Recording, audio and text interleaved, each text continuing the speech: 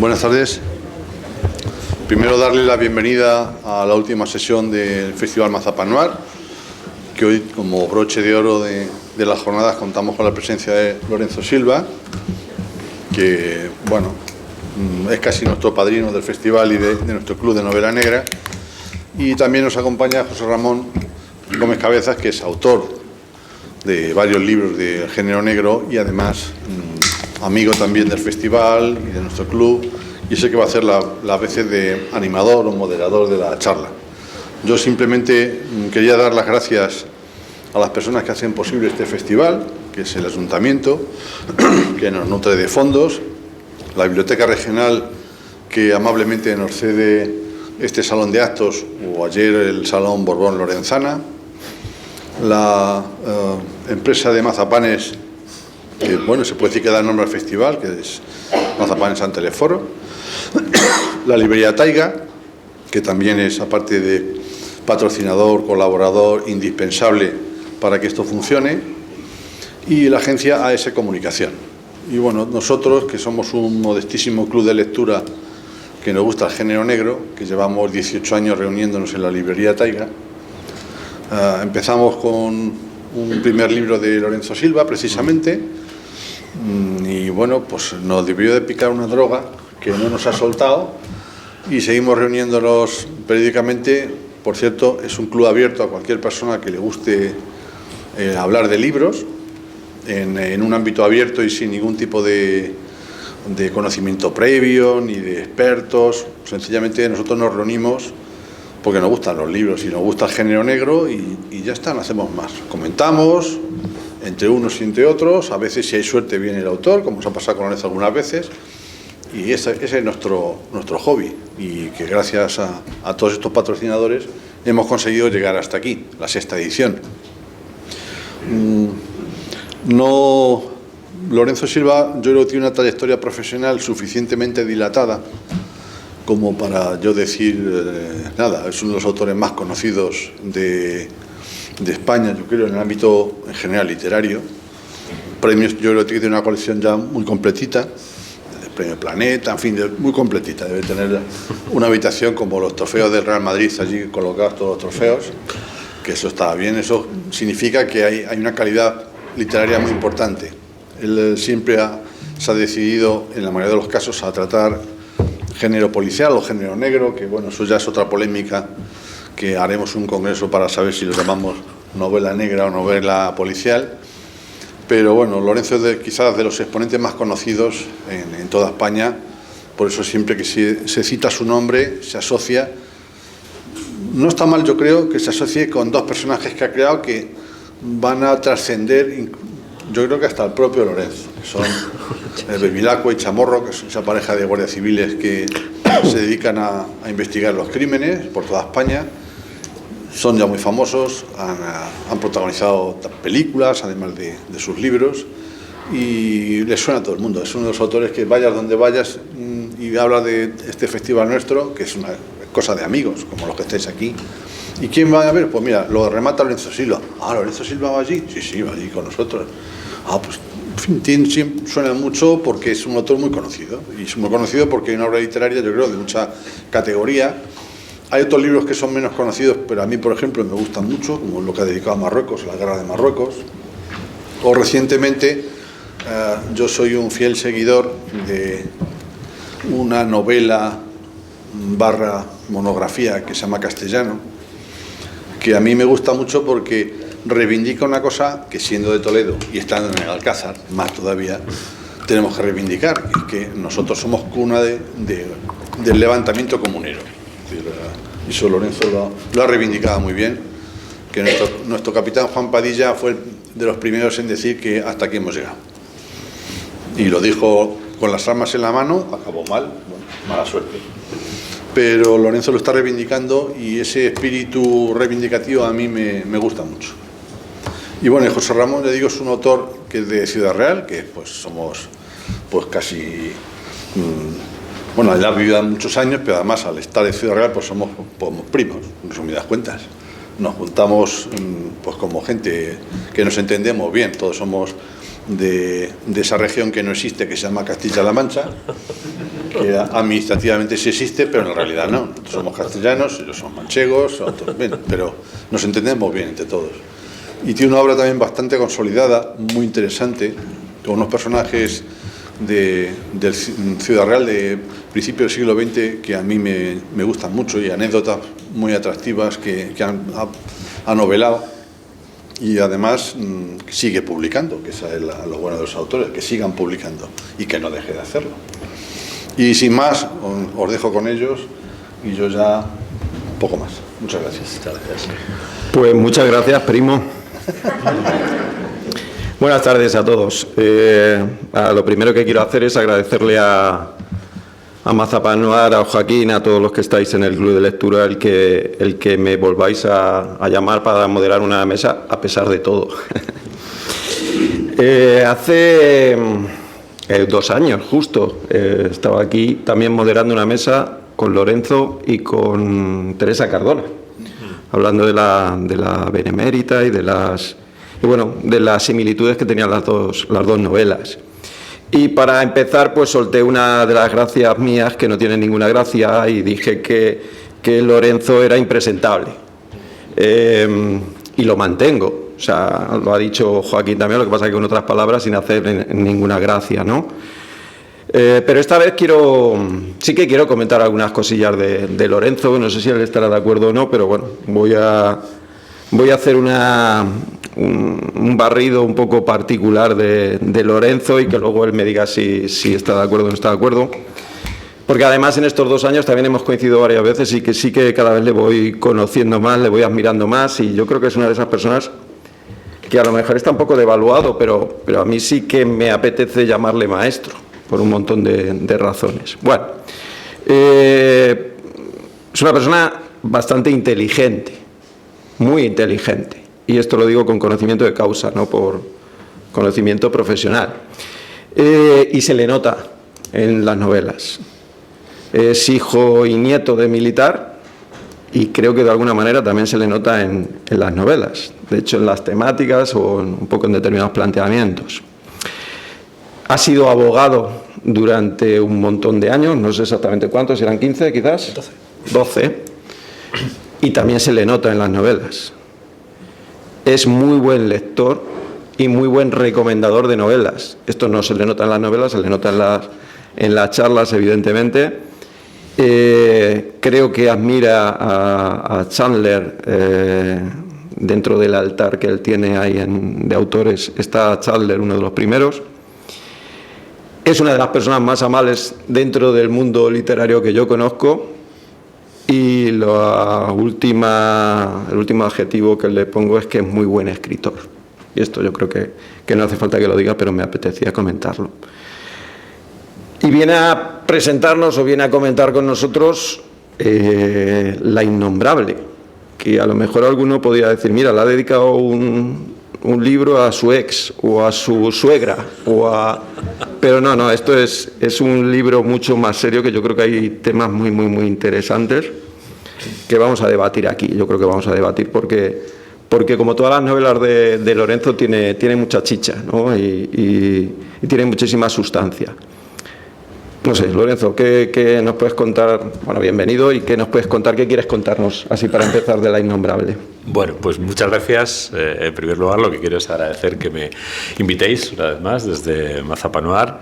Felicitaros por seguir cumpliendo ediciones, y también agradecer y dar la enhorabuena por su trabajo a toda la gente que hace posible algo como esto, que siempre hay muchas manos y muchas además que no son visibles y que son muy importantes para que estas iniciativas se mantengan.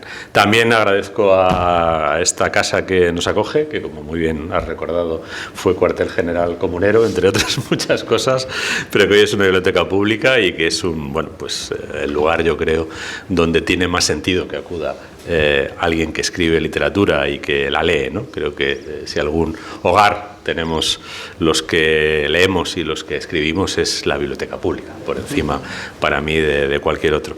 Y finalmente también te quiero agradecer a ti, Joserra, que reincidas en presentarme y en las hipérboles preliminares que has proferido para despistar al auditorio, pero bueno, no las voy a comentar. Simplemente quiero agradecerte, como siempre, tu generosidad, tu cordialidad y la generosidad y la cordialidad de tu lectura también, porque yo creo que la literatura es un ejercicio de generosidad, es un ejercicio, o debería ser un ejercicio de generosidad por parte de quien escribe y por parte también de quien lee. Cuando coincide esa doble generosidad es cuando la literatura verdaderamente tiene sentido. En cuanto a la novela, bueno, yo, en primer lugar, porque además estaba anunciada en algún sitio, tengo que excusar la asistencia de Noemí, de mi compañera en este viaje, en esta novela, en La Innombrable, y en algunas otras y en algunos otros viajes. Está de baja médica. No es que esté mal, de hecho está mejor de lo que estaba, pero mientras esté de baja médica no debe hacer ningún acto público, hay que ser congruente y está en casa intentando recuperarse. Pero bueno, yo la representaré lo mejor que pueda, regular, supongo, pero trataré de trasladar lo que de esta novela viene de ella, que es mucho y además creo que muy importante. Yo creo que la aportación de Noemí no solo le ha dado su personalidad a Manuela Mauri, la protagonista, que es una inspectora de homicidios de Madrid, que inicialmente me inventé yo para un relato de 15 páginas, pero después de protagonizar más de 1000 páginas de novelas que hemos escrito entre los dos, pues es tan suya como mía, si no más, ¿no? Y también me gustaría pues tratar de trasladar de dónde surge esta historia, porque sentimos la necesidad de escribirla y que hemos intentado contar, ¿no? Tampoco quiero hacer como una grandísima presentación, si quieres mejor tal vez que fluya la conversación, pero digamos que quizá lo primero que es relevante decir es que, aunque es una novela, por tanto es una ficción. Por cierto, yo tengo desde hace mucho tiempo una solución a esto, la novela policial y la novela negra. Sí, yo la... Bueno, de hecho tengo dos soluciones, ¿no? Porque como a mí a veces me niegan a escribir novela negra y dicen, no, es que no es exactamente negra, es que más bien es policíaca, pero tampoco es policíaca, es procedimental. Yo cuando me preguntan qué escribo digo, claro, novela benemérita, que eso nadie me lo puede discutir. Son dos tipos que pertenecen a la benemérita, pues ahí no hay pelea terminológica que valga, ¿no? Y con carácter general, saliéndome de la serie de Bevilacqua, yo prefiero hablar de ficción criminal, porque es que me parece que es lo que realmente engloba todo lo que se hace en los campos de la novela negra pura, la novela policial pura, si es que existen, y todos los híbridos y terrenos fronterizos que existen entre una y otra, ¿no? Al final lo que es relevante es que es una ficción y que gira en torno a un crimen. Puede ser desde el punto de vista del investigador, puede ser desde el punto de vista del criminal, puede ser desde el punto de vista de alguien que pasaba por ahí, puede ser o del muerto. Y mira, es pertinente que lo digas porque esta novela empieza con la voz de la víctima y se cierra con la voz de la víctima. Empieza y termina con la voz de la víctima que está muerta. Y esa es una idea de Noemí. Yo seguramente solo no lo habría hecho nunca. Yo no soy creo que no soy un buen escritor de fantasía, ¿no? A mí todo lo que se despega de la realidad de una manera más o menos abrupta me cuesta ficcionarlo, ¿no? De la realidad verosímil o de la realidad comprobable. Que la voz de una persona que esté muerta nos llegue, pues es algo que se sitúa en un terreno esotérico, pero finalmente, fíjate, lo acepté porque después de que me lo propusiera, lo que le pedí es que intentara hacer sonar esa voz y escribió el prólogo, la base del prólogo, y cuando vi el texto que ya había escrito pensé que sobre eso sí podía trabajar. Al final, pues, como sucede con casi todo en nuestras novelas, pues yo también metí mano en ese prólogo, lo hice mío y me parece que es una buena forma de empezar esta novela, darle voz a la víctima, porque en muchas novelas policíacas, en muchas ficciones criminales, en muchas novelas negras, la víctima parece que aporta poco más que un cuerpo en el que quedan ciertas huellas que luego va a leer una persona muy inteligente, que es el investigador, ¿no? Y yo creo que poner en el centro de esta historia, desde la primera página y hacerlo también en la última, a la víctima era fundamental, porque, aunque como digo es una ficción, en la serie de Manuela Mauri, tanto Noemí como yo siempre hemos apostado, y así hemos buscado las historias, por inspirarnos en hechos reales. No ficcionamos hechos reales, no novelamos un crimen dado, ¿no? Pero sí partimos de hechos reales, criminales, sobre los que luego trabajamos elaborando una ficción que, aunque tiene personajes que no hay que identificar en ningún caso con los protagonistas de los casos reales, sí que las circunstancias, las situaciones, las fuerzas que actúan dentro de la historia criminal no son invenciones de los novelistas, sino que son fruto de la observación, de hechos reales. En este caso, los hechos reales, porque son varios, hay varios hechos reales que nos inspiraron, algunos de ellos incluso directamente los sumarios, que son tan voluminosos como desagradables de leer en muchos aspectos, son tramas reales de prostitución de menores, que es probablemente uno de los crímenes más, bueno, pues repugnantes, ¿no?, que podemos encontrar en nuestra sociedad, y que se hace especialmente perturbador el hecho de que no sean ni mucho menos infrecuentes. Es decir, no es infrecuente que se prostituya a personas menores de edad, generalmente chicas, pero también varones, y no es en absoluto infrecuente que cuando se desvelan estas tramas, pues aparezcan multitud de clientes que no son necesariamente criminales en otros aspectos de sus vidas, que en algunos casos son ciudadanos aparentemente integrados y socializados, y que sin embargo pues no solo sostienen con su dinero y con su demanda esta industria criminal, sino que además la alientan con sus demandas concretas. Alguna trama, y alguna ha salido recientemente a la luz pública, las pruebas que obran los sumarios están las comunicaciones de estos clientes, lo voy a poner con todas las comillas del mundo, demandando a los suministradores chicas menores de edad, chicas de 14, chicas de 15 años. No son gente que, sin darse cuenta, tiene este tipo de relaciones con una chica menor de edad, ¿no?, sino gente que incluso llega a demandarlas. Bueno, pues para abordar una historia tan dura, tan estremecedora, tan perturbadora, pues creímos que era bueno empezar con la voz de la víctima, una chica de 15 años que cae en manos de una trama de estas y acaba apareciendo muerta en el portal de su casa, cosa que ha pasado, no es una cosa que nos inventemos. Y a partir de ahí, pues lo que hemos intentado es contar esta historia en su crudeza, pero sin recrearnos en la sordidez. Sobre todo esta historia mal contada puede llegar a ser extremadamente sórdida, y ni a Noemí ni a mí nos interesa especialmente la sordidez, ¿no? Pero sí creíamos que ciertas cosas había que decirlas por su nombre y ciertas cosas había que contarlas como tristemente son. Esta mañana recibía un mensaje de una profesora de Murcia que se lamentaba, una profesora de secundaria, de que ella había propuesto como lectura para cuarto de la ESO, es decir, chicos de entre 15 y 16 años, la primera novela de la serie, que es Si esto es una mujer, que cuenta, pues este caso también está relacionado con la prostitución, pero con la prostitución de mujeres inmigrantes, de mujeres traficadas, ¿no? Y bueno, pues me escribía para decir, mira, he propuesto esta novela y se ha montado una reunión en el departamento y todos mis compañeros han dicho que esta novela que no se la podemos mandar a los chicos, que es una novela inconveniente para ellos, que es una novela demasiado dura, demasiado escabrosa por el tema. Yo cuando estaba leyendo su mensaje me acordaba de los casos en los que chicos de esa edad y chicas de esa edad se le ven envueltas en tramas de prostitución. Pero también me acordaba de algo que me pasó hace unos años en Almería. Fui a un instituto no voy a decir el lugar, ¿para qué?, en un pueblo de Almería.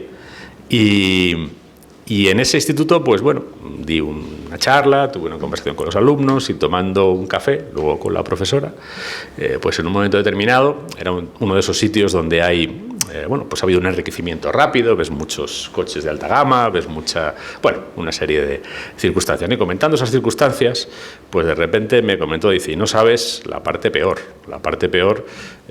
pues es otra. La parte peor es que con todo ese dinero también se fomentan otras cosas. Mira, sin ir más lejos, me dijo, de repente se le demudó la cara. Hace poco, pues estaba yo con un alumno que es de primero de bachillerato, es decir, solo un año después de estos supuestos lectores incapacitados para leer una novela en la que aparece una trama de trata de personas. Y bueno, era su cumpleaños y le felicité, había cumplido 17 años, ¿no? Y entonces le pregunté así, en plan de conversación, y bueno, ¿y qué te han regalado, no? Y entonces el chaval, muy ufano, pues dijo, hombre, mi padre me ha dicho que me va a llevar este fin de semana al Golden. El Golden, como se puede deducir fácilmente, era el prostíbulo del lugar, o uno de los prostíbulos del lugar, donde ya con 17 años lo iban a llevar a tener su iniciación, sí, su primera rusa, porque en aquellos lugares, en ese momento, la prostitución era fundamentalmente de mujeres venidas del este, ¿no? Bueno, pues en un mundo que es así, en un mundo en el que las chicas de 14 años, si están en redes sociales, o simplemente si alguien las ve sola en un parque y piensa que puede ser vulnerable, llaman a recibir ofertas para incorporarse como mano de obra a esta industria, pues no sé si es tan pertinente andarnos con ese tipo de aspavientos, ¿no? Así que bueno, aunque la historia es dura, nosotros la hemos querido abordar. Luego, si queréis, hablamos más sobre el tema de fondo y yo intentaré trasladar algunas de las ideas, no solo mías, sino de Noemí, acerca del asunto de la novela. Bueno, lo ha dicho Lorenzo, el comienzo es brutal, es bestial, es un impacto directo, es como descubrir las cartas. La Innombrable es una novela que no te esconde ningún as ni hace malabares con las cartas ni ninguna cosa así. Directamente empieza con la voz de la muchacha muerta, ¿no? Y que explica un poco lo que ha pasado, y te lo explica, pues como está diciendo él, sin adornos, pero sin morbo, ¿vale? Y claro, o sea, ya te atrapa, ya estás enganchado a la novela, quieres saber mucho más, quieres saber qué ha pasado, y la voz de esa muchacha te acompaña durante toda la lectura como si fuera la banda sonora. Realmente es eso, es decir, es una novela con las cartas boca arriba, y realmente es una lucha quijotesca de la inspectora, de Manuela Mauri, por llevar a los culpables a la condena, ¿no? Y son 57 culpables. Es decir, el planteamiento es interesante, ¿no? Es una lucha quijotesca y tiene que torear un poquito con esto que estás diciendo tú, ¿no, Lorenzo? Con, no sé, la forma de disculpar, de blanquear la prostitución, y de blanquear, en este caso, la prostitución con menores, ¿no? Es brutal. Ya digo, a mí me parece que es un tema muy, muy, muy interesante. Y lo plantea, bueno, fantásticamente. Decir que es la tercera entrega de la serie. La primera también tiene que ver con la prostitución, un poco también con la conciliación, porque ahora hablaremos también de los temas personales, que eso me interesa mucho. La segunda está ambientada en la pandemia.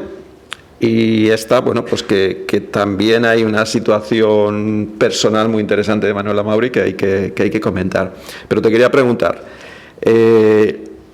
¿no dejan de ser homenajes también las tres novelas por sus títulos y a las personas que están dedicadas, y luego la temática también que quiere reivindicar algo, ¿no? Me gustaría que comentaras algo de esto. Sí, pues mira, esa es una de las aportaciones de Noemí, y como me ha pasado en más de una ocasión, la primera vez que me lo planteó yo me quedé un poco así, ¿no? Porque me dijo, mira, a mí es que me gustaría...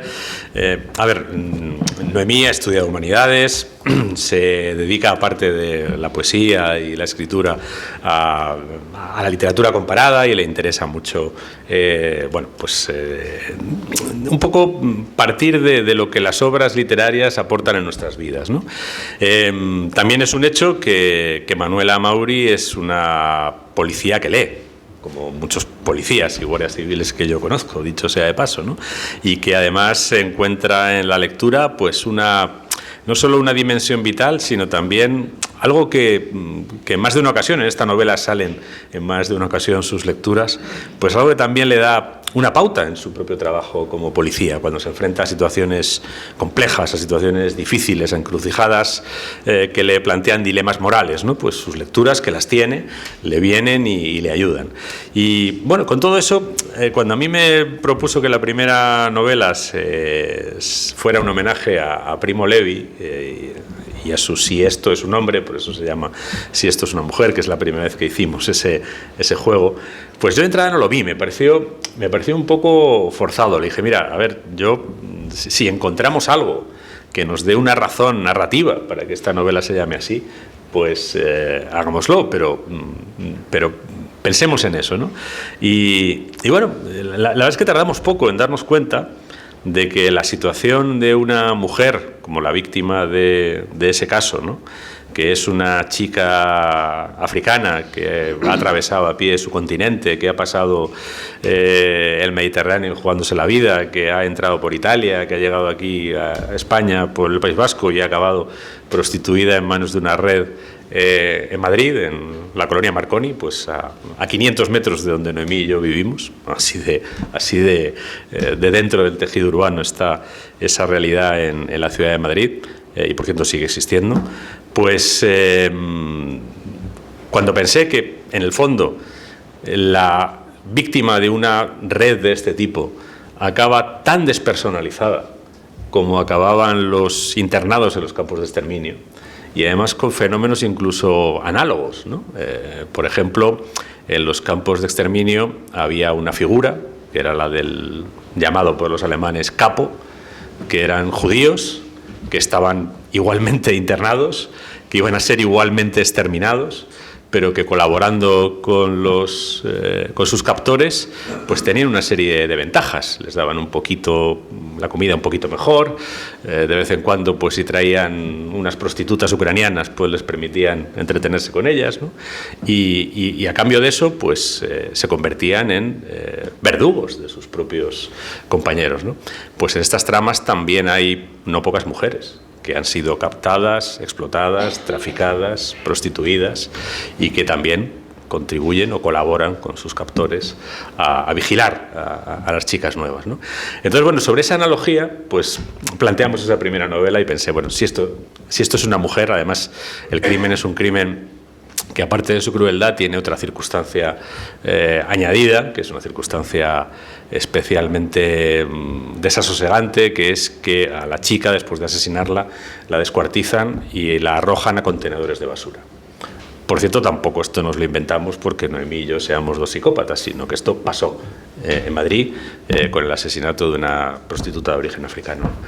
Y claro, al final, toda la lucha de Manuela en esa primera novela, que por cierto ya viene de una baja por depresión, porque ha tenido un percance personal gravísimo en el trabajo, con su jefe, en fin, un horror, pues ella, que está sumida en una postración absoluta, sale de esa postración intentando devolverle a esa víctima, en un principio sin nombre, arrojada a la basura, como si fuera un trozo de materia orgánica inerte, pues devolverle su condición de mujer, su condición de ser humano y su nombre, y devolvérsela llevando al responsable ante la justicia, para que el responsable tenga que responder de eso y no pueda seguir adelante su vida como si no hubiera pasado nada en ella, ¿no?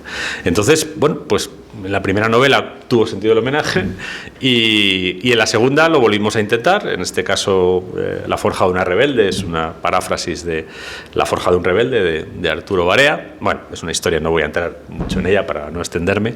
Y en este caso, en la tercera, La innombrable, remite a El innombrable de Samuel Beckett.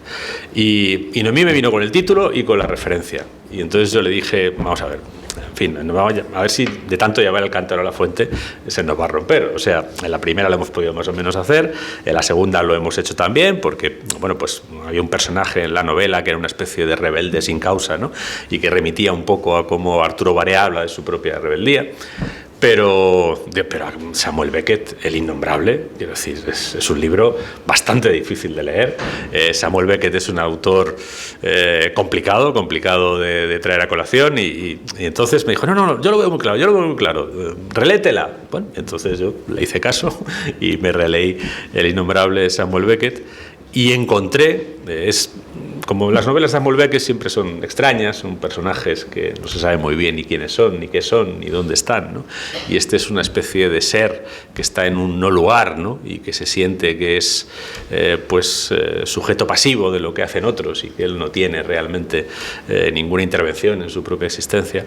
Bueno, releyendo la novela hay pasajes, y alguno está citado en La innombrable, que era estremecedor cómo podían servir para describir el estado de una chica de 15 años a la que han engañado, a la que le han dicho, mira, esto está muy bien porque es muy fácil, es muy rápido, vas a ganar mucho dinero, va a ser sin esfuerzo, vas a poderte comprar un teléfono molón, ropa, y esto a fin de cuentas los clientes son gente mayor, que no dura ni 3 minutos, esto es fácil, pero es como empieza todo siempre. Todo empieza diciendo, mira, esto no es nada, hasta que acabas ahí y entonces te das cuenta no solo de todo lo que comporta un desconocido que viene detrás de otro y al que tienes que complacer, sino que, bueno, pues empieza a romperse su personalidad, le empiezan a dar drogas para que lo aguante y eso rompe todavía más su personalidad y se ve de repente pues que ha perdido las riendas de su vida, que su vida ya no es suya, que es un trozo de carne que otros van moviendo, ¿no? Y con el que otros se van aliviando.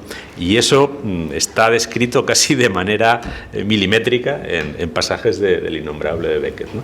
Y también es una manera de invitar al lector, de un género que puede parecer a lo mejor más popular, más accesible, ¿no? Como es la novela policíaca, que de entrada pues, es un género al que puede acercarse mucha gente, ¿no? A dar el salto a esa otra literatura, ¿no? A esa otra literatura más difícil a lo mejor, a esa otra literatura que a veces pensamos que es inasequible simplemente porque no nos la acercan, porque nadie nos hace ver las conexiones que tienen esos textos con nuestra propia existencia o con la existencia humana en general.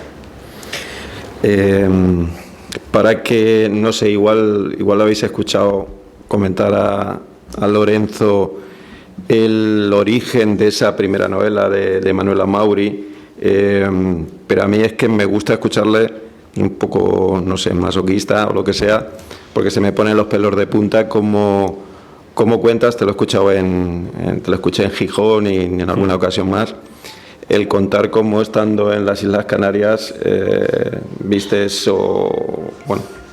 una patera, llegar, hablaste con la gente que llegaba y tal, y hablaste con o viste a una mujer, una de ellas, que te llamó muchísimo la atención, ¿no? Sí. Me gustaría que lo contaras porque creo que refleja mucho la humanidad que tienen las novelas o estas novelas de Manuela Mauri. Fue en realidad en la isla de Las Palomas, que está al sur de Tarifa, es el punto más meridional de la península ibérica, ¿no? Allí hay un antiguo acuartelamiento que tiene unas baterías, por cierto, de costa ya completamente obsoletas en la era de los misiles y los drones y demás. Pero en esa antigua base militar hay un centro de acogida de inmigrantes, que no es un centro de internamiento, es un centro donde según acaban de pasar los llevan para pues darles ropa limpia, para ver cómo están, etcétera, ¿no? Bueno, pues hice un reportaje hace años sobre pateras en el estrecho, estuve con gente de la Guardia Civil, en el agua, en tierra, bueno, y bueno, en uno de esos días llegó una patera con bastante gente y pude ver todo el procedimiento, desde recogerlas en el agua hasta llevarlas a este lugar donde pues les acogía, les daban comida, ropa seca, miraban si estaban bien, tenían ese es un centro de gestión de la Guardia Civil porque lo que son los centros ya extranjeros lo gestiona la policía.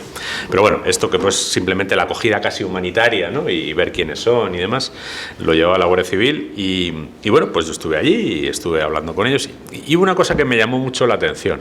El pasaje era un pasaje bastante nutrido, era pues a lo mejor 50% marroquíes, 50% subsaharianos, la mayoría eran hombres.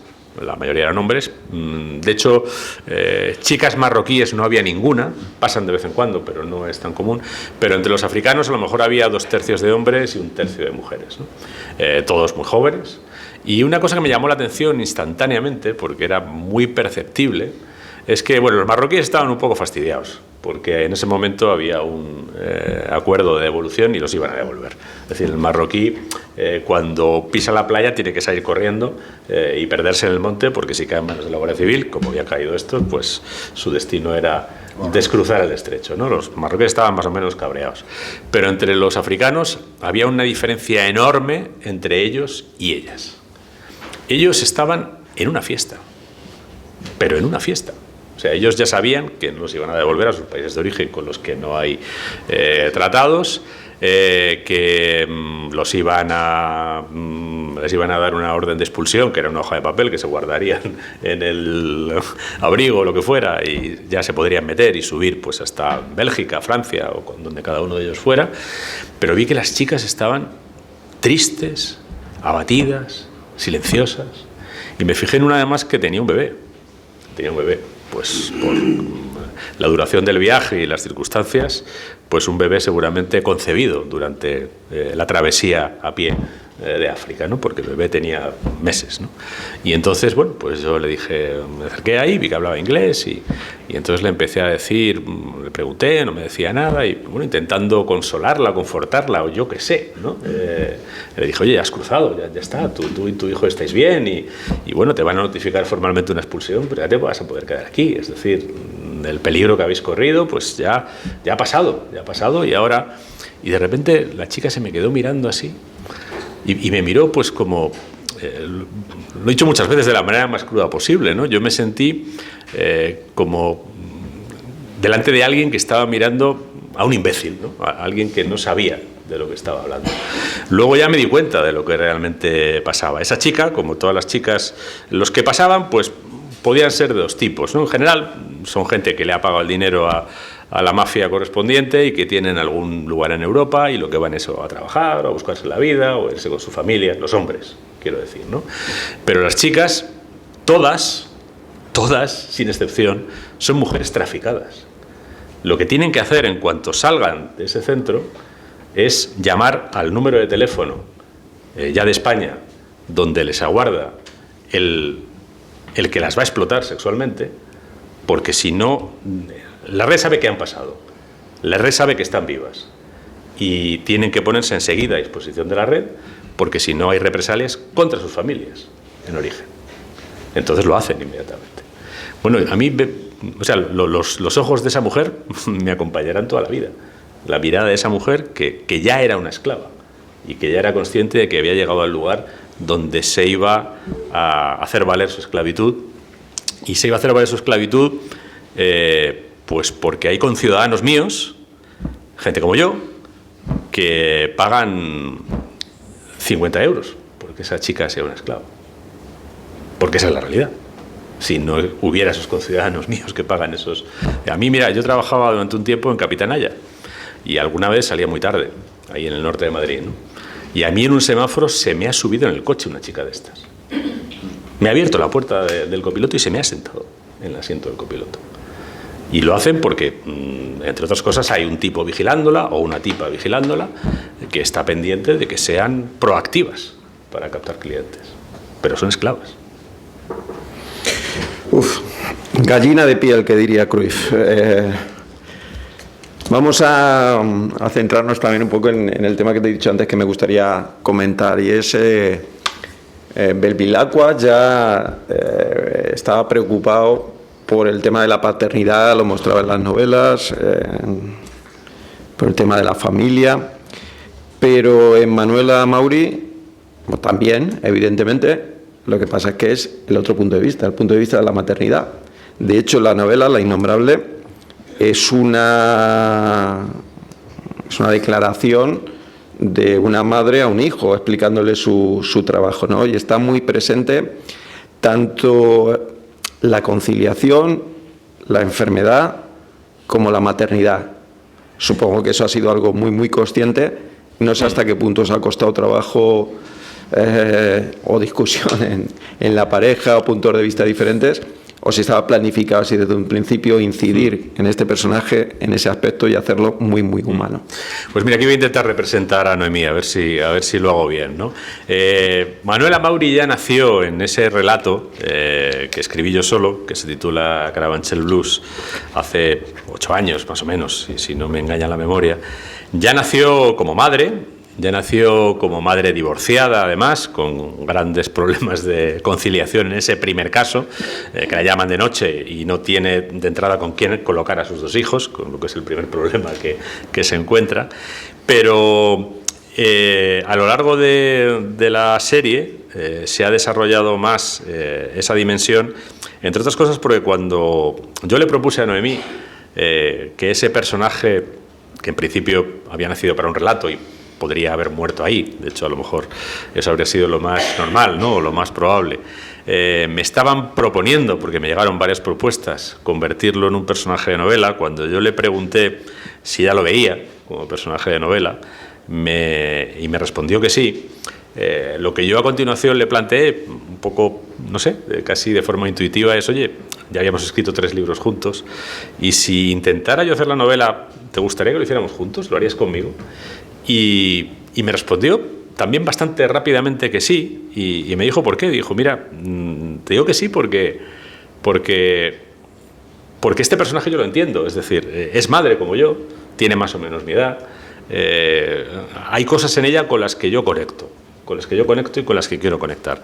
Y además me parece que nos da la oportunidad, si hacemos esto, de crear un personaje de mujer policía que no sea un varón con ovarios, sino que sea una mujer.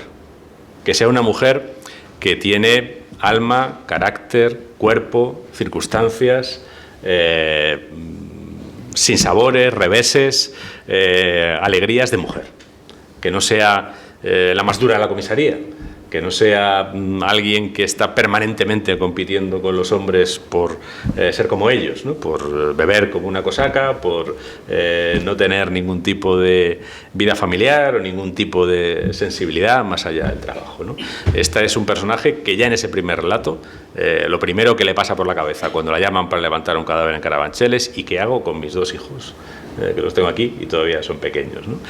Entonces, bueno, pues esa es una voluntad que está desarrollada en las 3 novelas, ¿no? Y parte está ya en el personaje de origen, pero yo creo que en el desarrollo, y sobre todo en la parte que el desarrollo ha aportado Noemí, es fundamental. Es fundamental que es una policía, pero es una policía que al mismo tiempo que está intentando resolver sus casos, también está intentando que su familia, que además es una familia precaria, reconstruida, con un chico adolescente en un momento muy complicado, que de hecho en un momento determinado se ha ido con el padre y se ha vuelto ahora con ellas porque el padre ha muerto prematuramente, es decir, que tiene realmente una situación muy complicada, ¿no? Pues ella, mientras intenta solventar ese caso, también intenta que su familia no se descomponga, ¿no? Y en parte esta tercera novela, que como bien dices, tiene una narración un poco distinta, ¿no? Esto también es una idea de Noemí, porque Noemí me dijo un día, oye, en las novelas policíacas nunca sale el juicio. Y dice, en las de Bevilacqua nunca sale el juicio, por ejemplo. Y digo, pues no sale el juicio por una razón, ¿no? La razón es que el juicio en España puede ser 2 años, 3 años o 10 años después, ¿no? O 15 años después, ¿no? Yo no sé cuántos años hace que procesaron a Zaplana, por ejemplo, ¿no? Y todavía tiene una primera condena, ¿no? Que no es firme, ¿no? No sé cuántos años hace que a Jordi Pujol le encontraron un montón de dinero que no supo explicar satisfactoriamente de dónde venía, y todavía no hay ni fecha para el juicio, ¿no? Claro, contar una historia así, decir, bueno, vamos a llegar hasta el final, y de repente metemos 8 años. Esos 8 años la gente envejece, muere, tiene hijos, se va de la policía, en fin. A mí me ha pasado cuando ejercía la abogacía, yo, como hacía la broma, yo gané algún pleito después de muerto, como el Cid. O sea, de repente, 6 años después de abandonar la abogacía, me llamaba un compañero y me decía, oye, ¿te acuerdas de aquello que fue al Supremo y tal? Pues lo has ganado. Y digo, pues mira, llevo 6 años fuera de la abogacía y el escrito lo hice yo, quiero decir, que había hecho toda la tramitación y todo llega tan tarde, ¿no? Bueno, pues para un poco contrarrestar eso, lo que hicimos fue empezar en el juicio.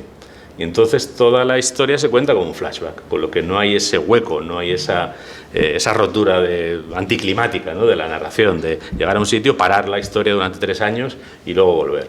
Entonces la historia empieza en el momento del juicio, con toda esa gente que está sentada en el banquillo, y Manuela va a declarar, como tienen que hacer los policías, declarar como testigos, que es como declaran, y a la vuelta, ese hijo problemático, adolescente, que le ha dado tantos quebraderos de cabeza, le pregunta cómo le ha ido en el juicio. Y entonces esa pregunta ya la aprovecha para decirle, su relación está en un momento muy delicado, él ha vuelto a una casa en la que no quería estar, con alguien que no es su padre, que es la pareja de ella. Bueno, pues decide sentarse con él y decirle, mira, esto es lo que yo soy, esto es lo que yo hago. Por esto, a lo mejor a veces no soy la madre que querrías tener, pero esto es lo que yo hago. Y además te lo voy a contar porque lo que yo hago en este caso es tratar de darle una reparación mínima, en forma de justicia, además tardía, a una chica que cuando murió, a una chica de tu edad. Una chica que el día que yo levanté su cadáver, tú estabas cumpliendo la misma edad que tenía ella. y que si hubiera seguido viviendo ahora tendría tu edad. Y esa manera de narrar la historia, en el fondo es una manera de humanizarla, de acercar una historia criminal, de sacarla de lo policial, de lo forense, de lo judicial, de los legalismos, y meterlo en la carne humana que tienen las historias criminales, ¿no? Y esa apuesta, porque Manuela no solo se acerque a ese dolor como investigadora, sino que también muestre su propio dolor, su propia fragilidad, incluso su propia enfermedad, que tiene un cuerpo de mujer que enferma, pues es una apuesta de Noemí, y que yo creo que le da buena parte de la personalidad al personaje. Ya que te he preguntado también por Bevilacqua o lo relacionado con Manuela Mauri, ¿qué límites, qué dificultades te enfrentas a la hora de intentar no repetirte o no repetir cosas o no repetir patrones entre Bevilacqua y Manuela Mauri? Porque sí es cierto que tienen semejanzas, tienen bastantes semejanzas, ¿no? Sí, son dos agentes de policía judicial. Los dos están especializados en delitos contra las personas y, por tanto, su trabajo se parece muchísimo. Aplican y se conocen, la ley. Y se conocen, sí. Y se conocen como pasa en la realidad, ¿eh? Yo tengo amigos guardias civiles y amigos policías que se conocen porque han tenido casos en los que a lo mejor ha habido... Mira, un caso muy conocido fue el asesino del Naipe.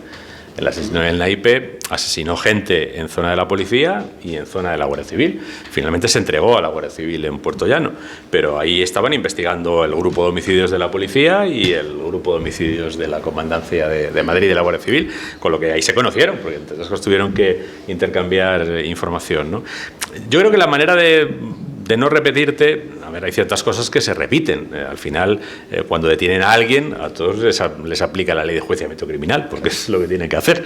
Es decir, los derechos se los leen igual, si le pinchan el teléfono, pues tienen que pedirlo. Hombre, quizá yo a veces, entre los dos personajes, encuentro unas diferencias que me permiten, de manera muy inmediata, ¿no? Muy inmediata, establecer otro tono, ¿no? Por ejemplo, Bevilacqua es guardia civil. Bevilacqua es guardia civil y los guardias civiles son muy respetuosos con la autoridad judicial. Te lo dicen los propios jueces, ¿eh? A los jueces les encanta trabajar con los guardias civiles porque son muy respetuosos, muy disciplinados, muy respetuosos, entonces, bueno, pues la relación de Bevilacqua con los jueces es muy cuidadosa, es muy... procura no generar situaciones violentas, procura que el juez se convenza con la fuerza de los argumentos que le está planteando, ¿no? Manuela es un poco de otra manera, ¿eh? Manuela al juez de este caso lo presiona y hasta lo presiona moralmente. En el fondo le hace ver en un momento en el que él está un poco remiso porque son 50 y tantos sospechosos y dice, voy a tener que interrogar a 50 y tantos sospechosos, que todos me van a decir que no sabía la edad que tenía la chica y que al final más de la mitad van a salir absueltos por falta de pruebas. ¿Para qué vamos a hacer todo ese papeleo, no? Pues hay un momento en el que ella pues lo agarra, le mira de frente y le hace ver muy sutilmente a ver, porque esto no es importante, porque son hombres como usted y es decir, por esto no es tan importante, ¿no? ¿Qué es esto de que no de que es mucho trabajo, ¿no? Bueno, pues eso, por ejemplo, Bevilacqua no lo haría. Bevilacqua no tendría ese tipo de confrontación con el juez. Pero luego, fíjate, yo también creo que hay otro aspecto en el que Manuela se separa naturalmente de Bevilacqua, que es que Bevilacqua se mueve por toda España. Bevilacqua es un policía viajero, casi se podría decir un policía turista, ¿no? Va a lugares que no conoce. Manuela siempre se mueve en la Comunidad de Madrid. Manuela siempre se mueve por un territorio que conoce. Eso ya es una diferencia. Y un territorio urbano, nunca va a una zona rural. Y por último, yo creo que una buena forma de diferenciar las historias es acercarse a casos distintos. Es decir, la propia realidad te suministra una variedad enorme de argumentos, ¿no? Yo recuerdo, por ejemplo, en el caso de la segunda novela de Manuela Mauri, parte de un hecho real, que es un crimen que se produjo, por cierto, en Toledo durante la pandemia. Es decir, en la pandemia hubo muy pocos crímenes. Porque, bueno, pues porque la gente no podía salir a la calle y porque el delincuente necesita un poco de bulto, ¿no? Para pasar inadvertido. Si no hay gente en la calle, pues es difícil delinquir y que no te pillen, ¿no?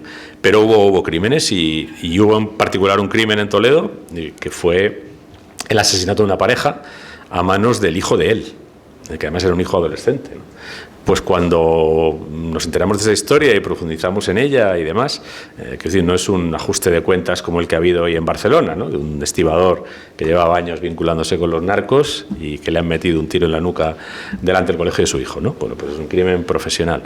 Pero cuando te encuentras con un crimen, pues es un chaval de 17 años, que se carga a su padre y a su madrastra a escopetazos en medio de la pandemia. Cuando rascas lo que había debajo de esa historia, pues esa historia ya tiene una personalidad propia que te permite salirte de muchos lugares comunes de la ficción criminal.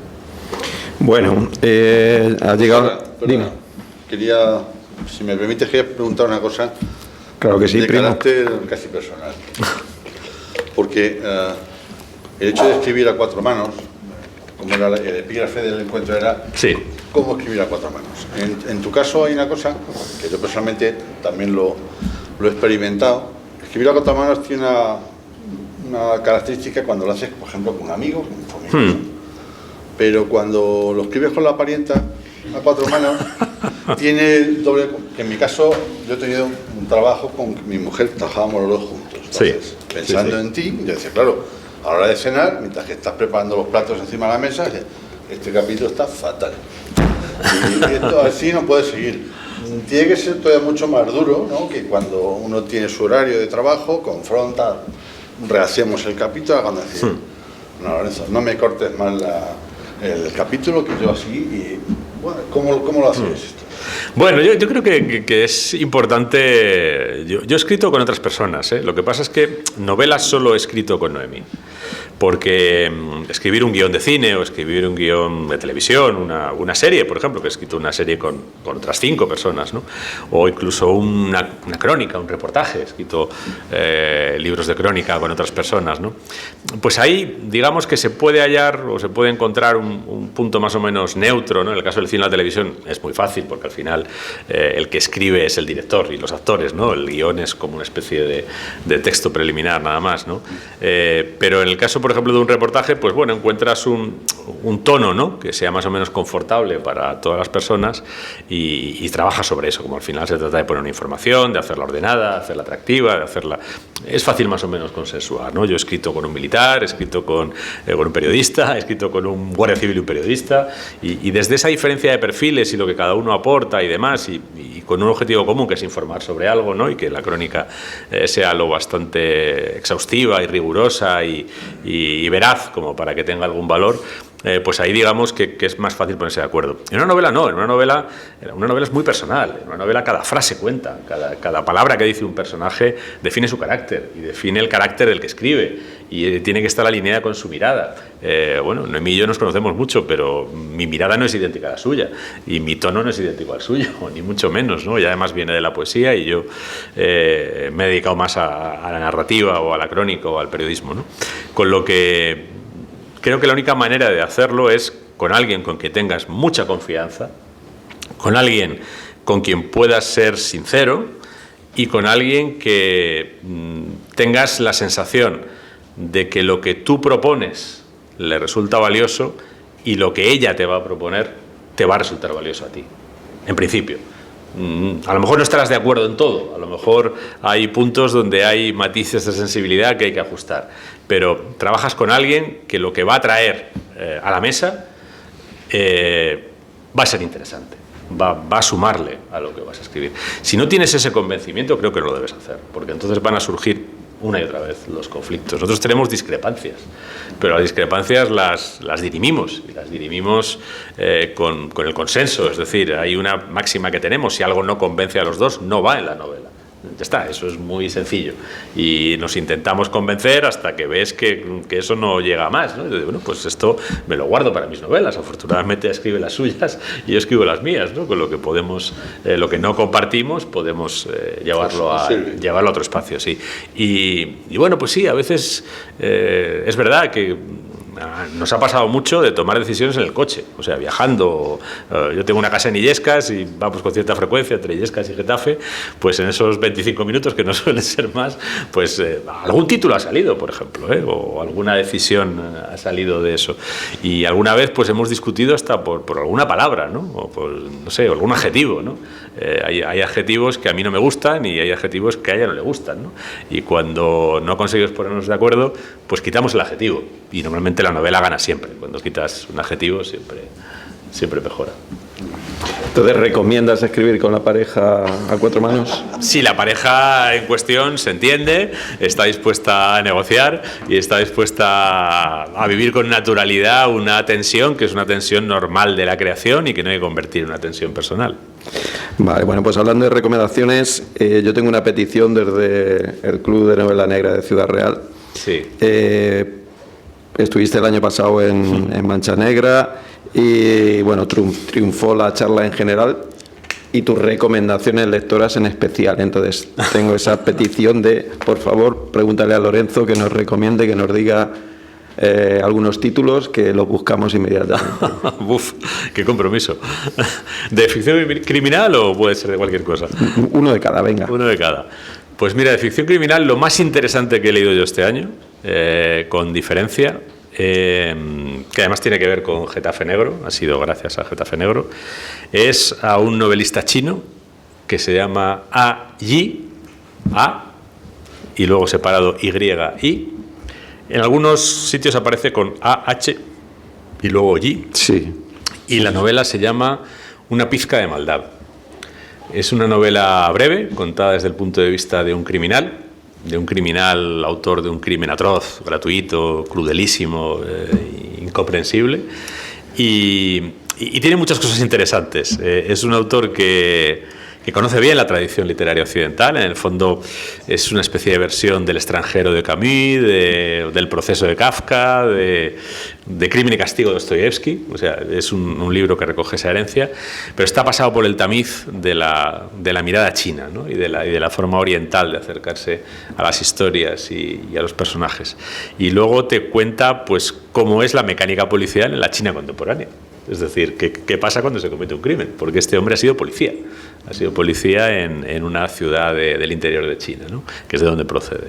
Y es muy curioso, o sea, es muy curioso ver cómo se investiga un crimen y cómo también cómo cuenta, yo creo que rompe algunos mitos que tenemos sobre China, ¿no?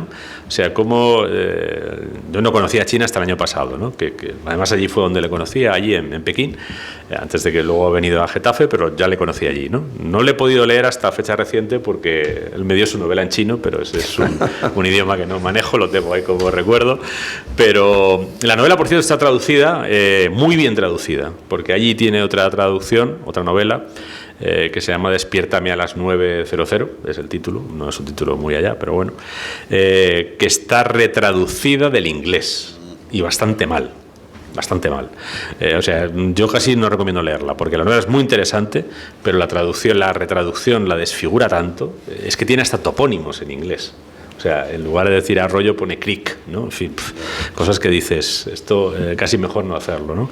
Pero Una pizca de maldad está traducida directamente del chino por alguien que conoce muy bien el chino y que escribe muy bien en español. O sea, es que además el libro es primoroso en su escritura.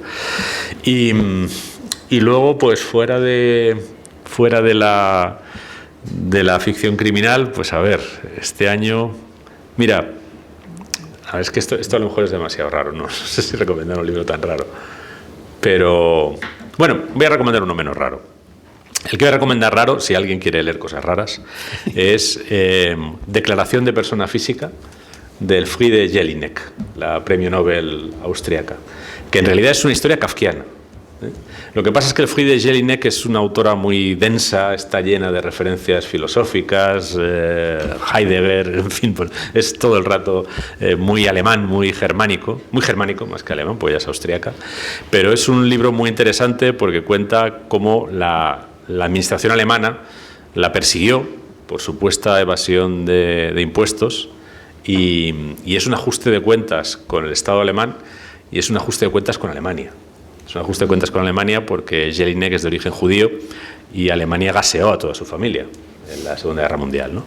Y dice, después de gasear a toda mi familia, en algún momento del libro, pues ahora venís a por la única superviviente para ver si le podéis quitar el dinero que ha ganado con el premio Nobel, ¿no? Ella consiguió demostrar que no residía en Alemania, que residía en Austria, y el caso se archivó. Pero le incautaron sus archivos, sus escritos privados, le vaciaron los ordenadores, le echaron abajo la puerta de la casa. En fin, una cosa verdaderamente kafkiana. O sea, kafkiana, es como el proceso de Kafka, pero el Estado alemán contra el Friedrich Jelinek, ¿no? Y el libro es muy interesante. Pero bueno, quizá una lectura más fácil es un libro que se llama Conquistadores, de Éric Bouillard, que es este del orden del día, el que ganó el premio Goncourt hace unos años, y que es la historia de Pizarro y sus compañeros, la conquista de Perú. Que yo lo leía y había momentos en los que me irritaba, porque decía, esta novela, que la tenía que haber escrito en español, la está escribiendo en francés, está llena de prejuicios franceses. A mi juicio hay algún exceso de juicio sobre los personajes, ¿no? O sea, decir que Pizarro y su gente eran inicuos y que que les movía la maldad, ¿no? Pues sí, claro que sí, claro que sí, cuando los conquistadores, ¿no?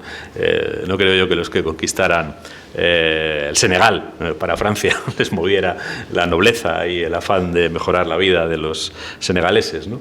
Pero quitando eso, que para mí es el fallo del libro, es un acercamiento muy interesante a la figura del conquistador, porque Pizarro es el gran paradigma del conquistador, ¿no? Alguien que con un puñado de piojosos desarrapados como él echa abajo un imperio y se queda con todo. Se queda con todo y además se hace inmensamente rico, quedándose con todo el oro de los incas, y que después de eso se quedan tan vacíos los que realizan esa proeza, que el capítulo final es que se lanzan unos contra otros a hacer una guerra civil entre castellanos a miles de kilómetros de Castilla, en la que se masacran unos a otros, ¿no? Es una historia, la verdad, potentísima, que debería haber tratado más y mejor la literatura española, que no lo ha hecho, pero bueno, este francés lo ha hecho de una manera interesante. Pues tenemos tarea, sí, yo también me lo quedo, Sí. Bueno, yo tengo una última pregunta y no sé si Joaquín tendrá alguna más, y si no, abrimos un poco el turno a todos vosotros para que también podáis participar. Y mi última pregunta es, nos cuentas hasta donde quieras, pero me ha llegado a los oídos que Bevilacqua va a estar por Castilla-La Mancha próximamente. Sí.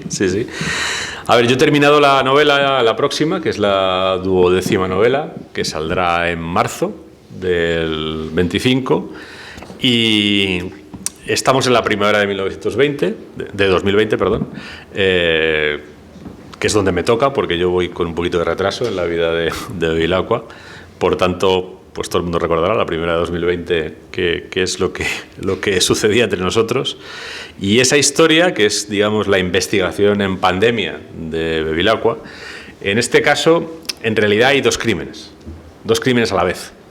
Un crimen que está investigando cuando nos confinan, y otro que a los 15 días de confinamiento pues se produce y lo llaman. Entonces tiene que trabajar simultáneamente en dos crímenes, ¿no?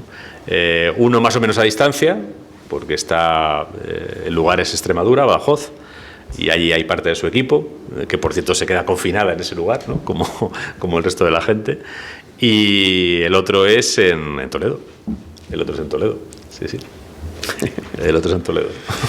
Ya había un relato que sucedía en un pueblo de Toledo, en Nadie vale más que otro. Pero en este caso, realmente el grueso de la novela es un crimen también en un pueblo de Toledo. Bueno, pues no sé, Joaquín, si tienes alguna pregunta. Que ya, sí. Ya estamos esperando que salga la novela para leer, a ver cómo salimos los toledanos.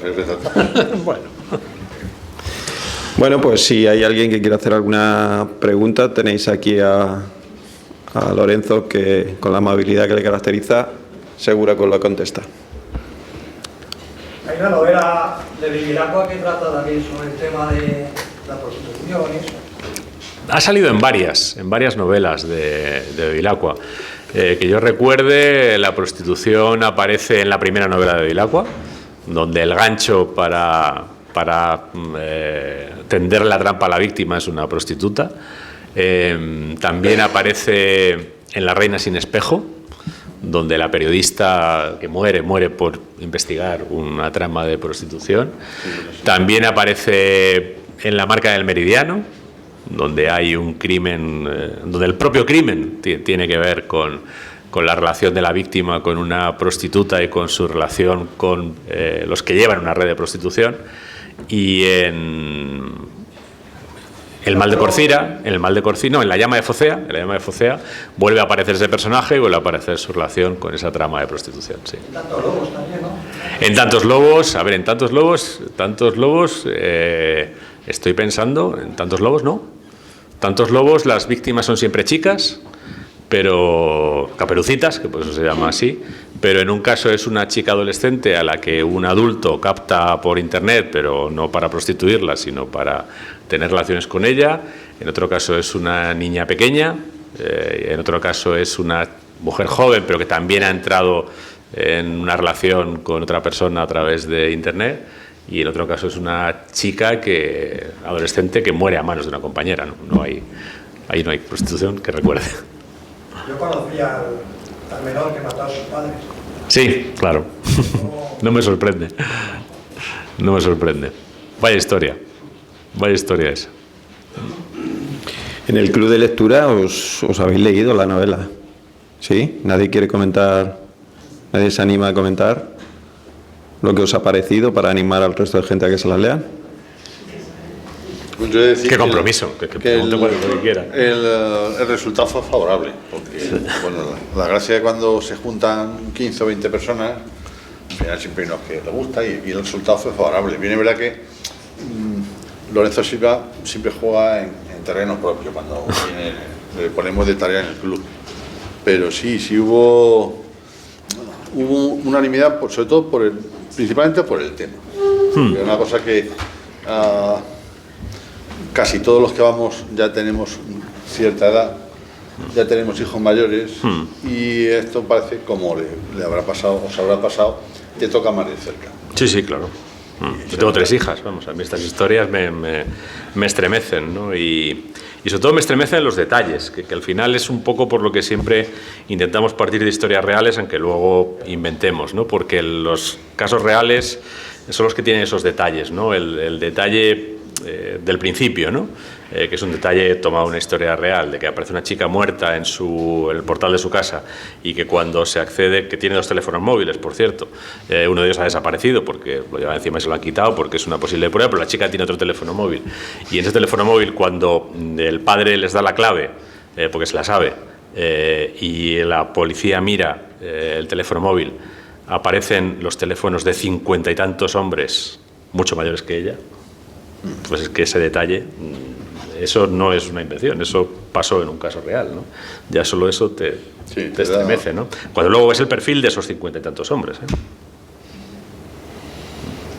¿Alguien tiene alguna pregunta sobre...? ¿No? Bueno, Hay un par de ellas. Sí. Sí, yo, como has dicho, que escribéis tu pareja y os escribís la novela, ella escribe lo de la mujer y tú... No. Pues lo que hacemos es que antes de empezar a escribir, hablamos todo. La historia, los personajes, cómo la vamos a contar, cómo la vamos a organizar. O sea, todas las decisiones narrativas las tomamos antes de escribir la primera línea. Bueno, yo eso también lo hago cuando trabajo solo, pero cuando trabajo solo me tengo que poner de acuerdo conmigo mismo. Cuando trabajo con ella me tengo que poner de acuerdo con ella, y nos tenemos que poner de acuerdo los dos. Una vez que tenemos eso claro, lo que hacemos es que nos repartimos la tarea un poco al 50%. Pero no necesariamente, no sé, hay una autora muy conocida, Rosa Montero, que publicó una novela con un autor francés que se llama Olivier Truic, que ella escribía los capítulos pares y él los impares, o al revés, ¿no? Nosotros nunca hemos podido hacer esto, ¿no? Nosotros sabemos la historia, y una vez que la sabemos, pues nos repartimos la primera redacción, pues un poco 50-50, ¿no?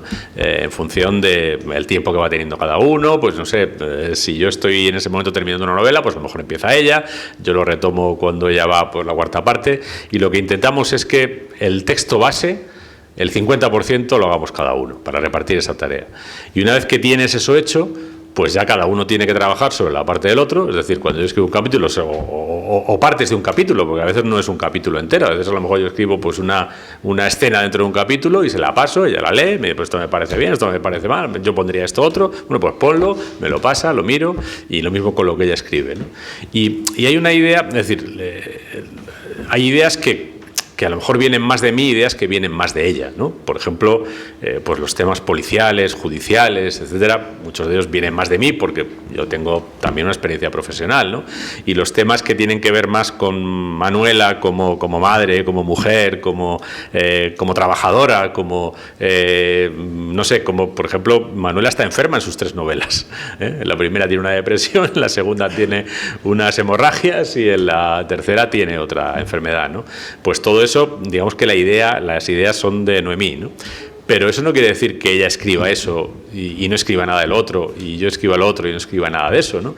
Mira, hay un capítulo en esta novela, también es muy divertido cuando la gente intenta adivinar qué ha escrito quién, ¿no? Y entonces se aplican a prioris, que muchas veces son a prioris bastante rudimentarios, lo digo con todo el cariño, ¿no? Por ejemplo, en esta novela, los que la hayáis leído, sabréis que hay un capítulo que se llama Lágrimas, donde Manuela, que es una mujer relativamente dura, porque a fin de cuentas pues ha tenido que ver muchas cosas duras en su vida y se ha tenido que endurecer, llora, si no me equivoco, nada menos que 3 veces en todo el capítulo. Empieza se le saltan las lágrimas por una situación que tiene y acaba pues llorando con su hijo. La gente que se pone a adivinar dice, este capítulo es de Noemí. Este capítulo, por supuesto, lo ha hecho Noemí. Ese capítulo lo escribí yo. Yo decidí los 3 momentos en los que Manuela se tenía que derrumbar, se tenía que romper. Y me costó convencer a Noemí de que estuvieran los 3 llantos, porque de entrada ella no lo veía. O sea que... Pero, o por ejemplo, mira, en la segunda novela ella está investigando un crimen en la pandemia, ve que se está quedando sin gasolina, va a una gasolinera, repone el combustible, se va al baño y cuando llega al baño ve que tiene una hemorragia y además no pequeña, ¿no? Y que tiene que buscar un ginecólogo en plena pandemia, tiene que buscar cuál es el hospital de Madrid donde se atienden, que era uno además, donde se atienden urgencias ginecológicas, ¿no? Pero es que además está en mitad de la investigación y tiene que decirle a su jefe pues por qué tiene que ir a hacer otra cosa y tiene que dejarlo, ¿no? Bueno, pues la idea de esa hemorragia es de Noemí, pero toda la conversación con el jefe la escribí yo, porque cuando ella me dio la idea digo, mira, esto... O sea, no solo va a cambiar el lugar de Manuela en la investigación, sino que también nos permite trabajar los otros personajes. El jefe, pues no tiene un mal jefe, Manuela, en general, ¿no? Pero claro, cuando un hombre dice, hey, no puedo ir a trabajar, ¿y por qué? Entonces, pues tengo un problema de salud. ¿Qué problema de salud? Entonces, pues mira, que estoy sangrando, joder, tal, pues el otro pues ya no sabe qué decir, ¿no? Entonces, eso te sirve para caracterizar al personaje. La idea original es de ella, pero esa... jugar esa carta es algo que hacemos los dos. Todos jugamos, tanto ella como yo, jugamos las cartas que ponemos los dos sobre la mesa. Una pregunta solo si, viendo que bueno, hay como series, digamos, ¿no? De personajes y novelas, si BUA iba a tener continuidad o no. Pues la verdad es que es algo que me ha preguntado mucha gente, que me han llegado incluso a plantear.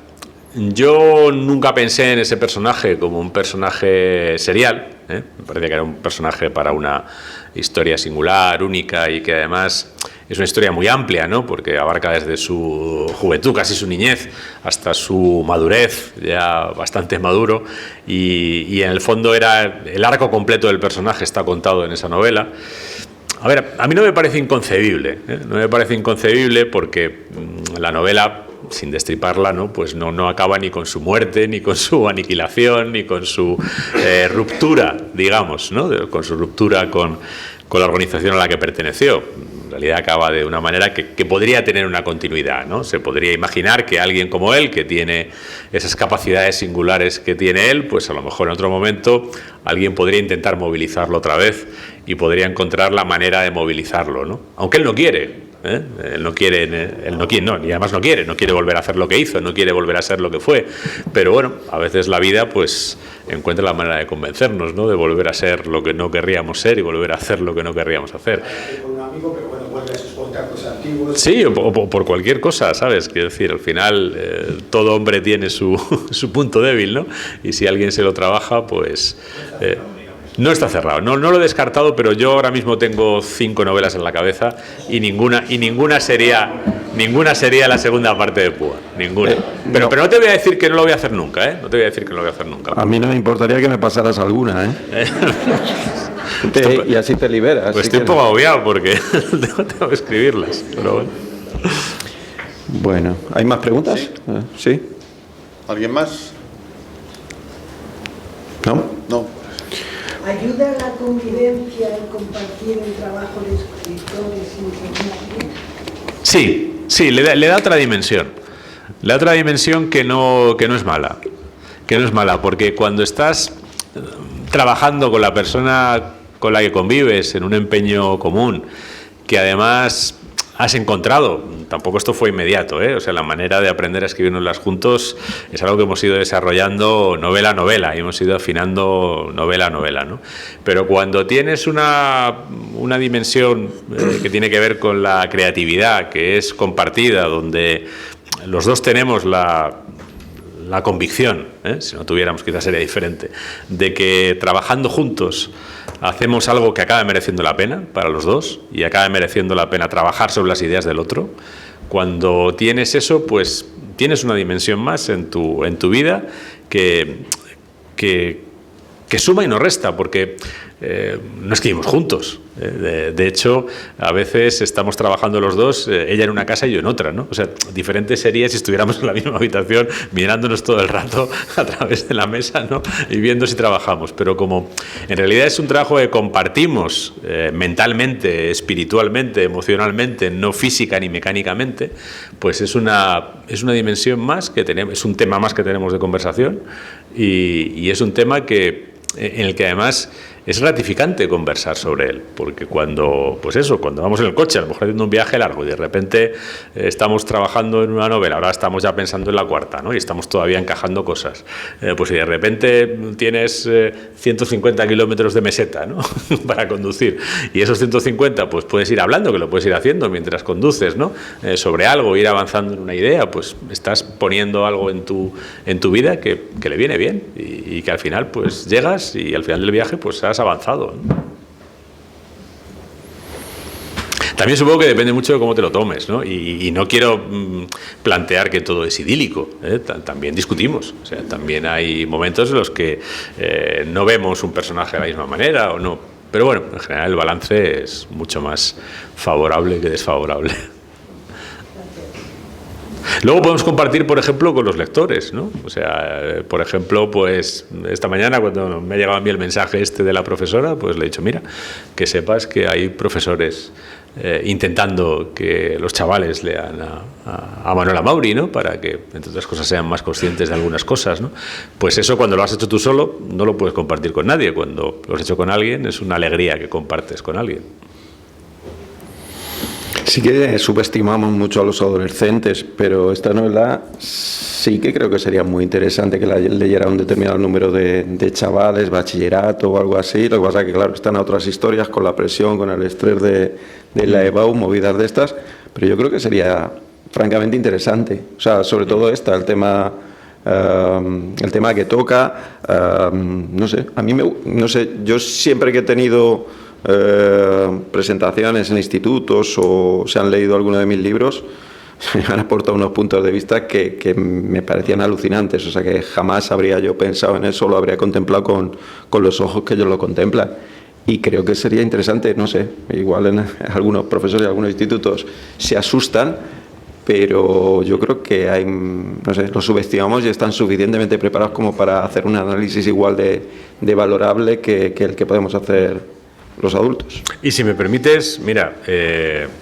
hay una cuestión, no sé si de esta novela, pero por lo menos hablar de este tema en clase.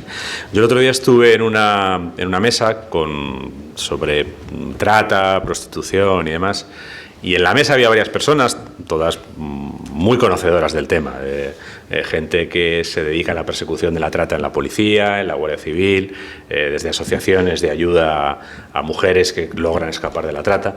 Pero hay un testimonio de una persona que forma parte de una de esas asociaciones y que antes de ocupar el lugar que ocupa en esa asociación fue ella misma objeto de trata, fue explotada durante años y finalmente consiguió salir, ¿no?